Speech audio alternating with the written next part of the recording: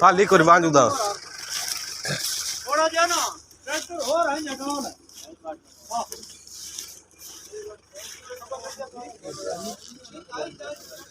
ये काट छड़ दे ना बिचो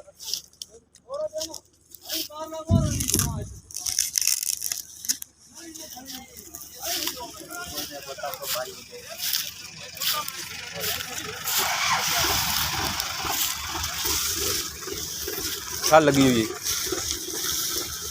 लगी यार बंद कर के दिया तू चूड़े वाला एक काम ना बोले जट देख नहीं है वाला काम है ये वीडियो बनाने ला को दो इता का